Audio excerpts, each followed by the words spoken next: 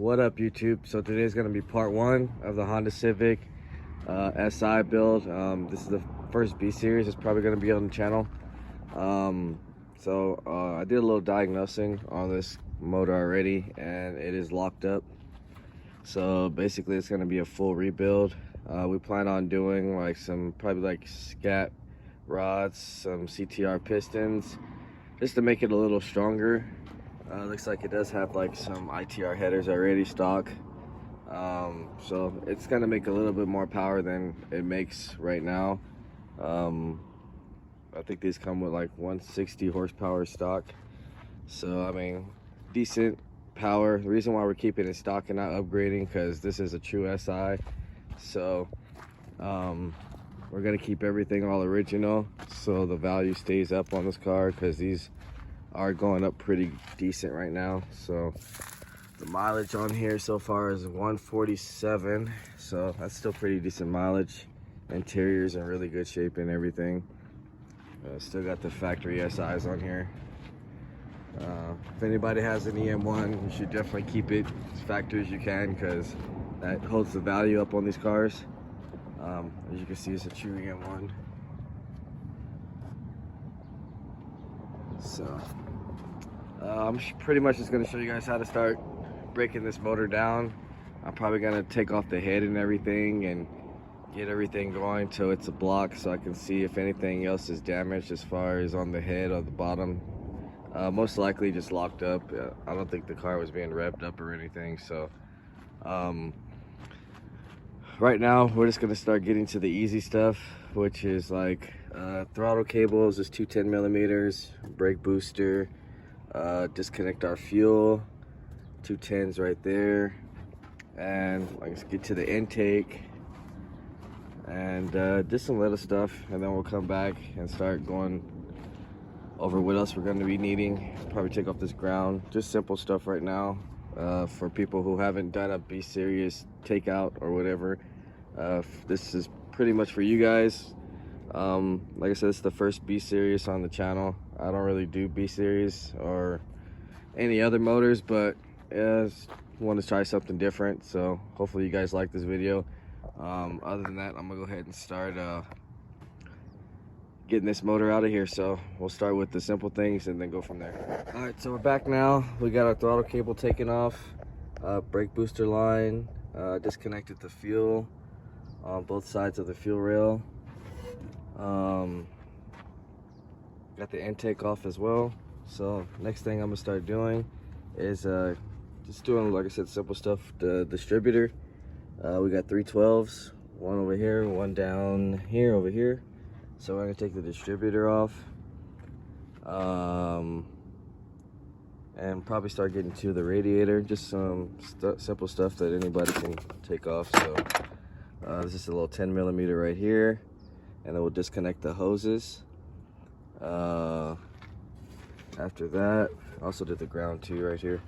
I guess we'll probably get like to the power steering and some of these AC lines, and get this probably condenser out of the way too as well, so we can get to the headers, and then we'll come back and see what we got to do next. These are 210s right here also, and I guess this is double clamp, so we'll just take these clamps off, and then after that we can get to the slave cylinder as well, which is 212s, and then we'll just keep going from there. So I'm gonna knock those out and we'll come back. All right, so we're back now. We got our radiator taken off. We got our condenser taken off. There's actually 212s or 210s at the bottom, and then a 10 holding it from the evap.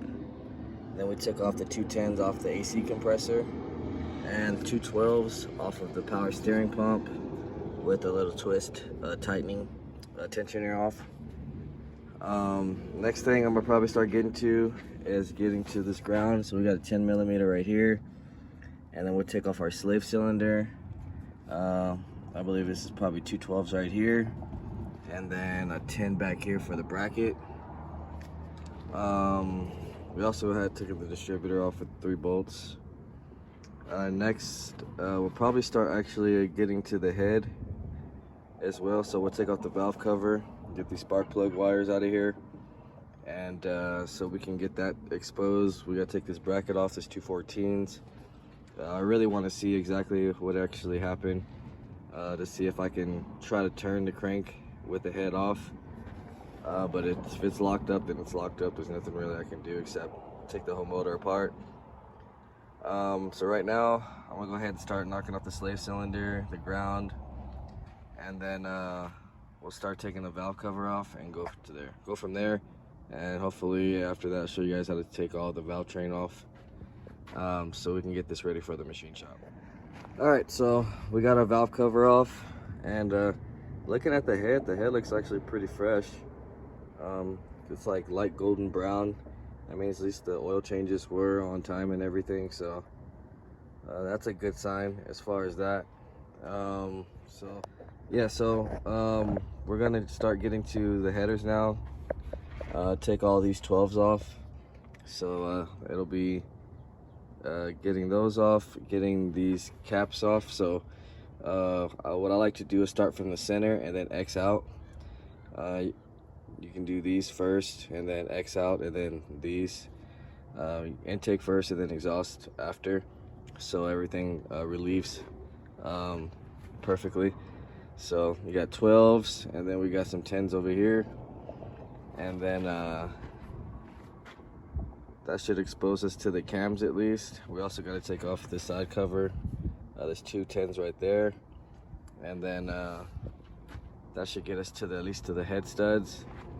And then after that, we'll start messing with all the stuff we need to take off the engine harness and everything, so we can lift the head up off after we get the head studs off. So right now I'm gonna go ahead and take the headers off, start getting to these tower caps, and then we'll take off some of the harness pretty much off the intake manifold, get that completely off, and then we'll come back and do the head studs after. So we'll go ahead and knock that out, we'll be back. All right, so we got our headers off, all 12 millimeters, of course. We got our cam caps and cam towers taken off with our cams. So now that exposes us to the head studs right here. I went ahead and disconnected all the sensors, injectors, and everything from the intake manifold. I still got to take off this hose right here, so we'll get to that. Take off our VTEC and everything, our temperature sensor. I still got one more right here, so take that off. So yeah, right now I'm gonna go ahead and start getting to the head studs. I also took off the AC compressor, which is 412 millimeters. And let's see. Yeah, after we get all these bolts, I believe they're 14 millimeters. So there's 2, 4, 6, 8, 10 head stud bolts that we're gonna be taking off.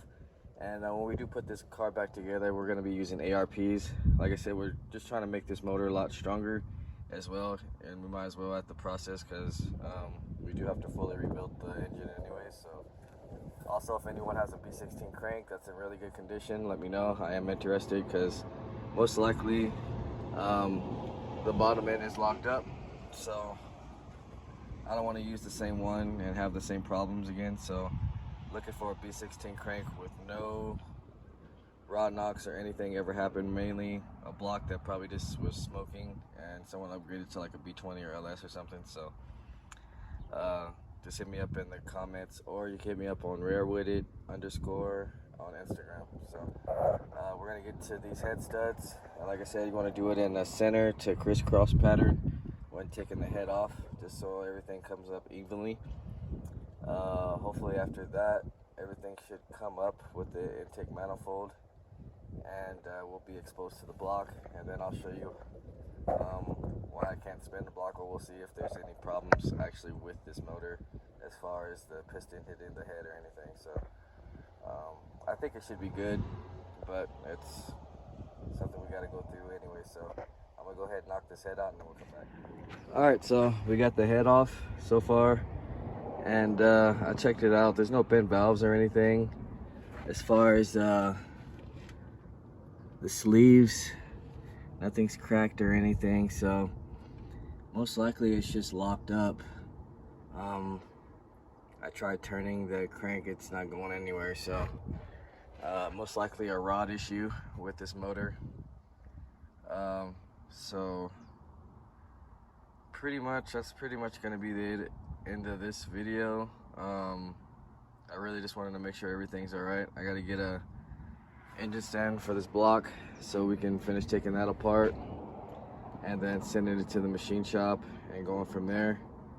Other than that, like I said, if anyone has a P16 crank in good condition, let me know.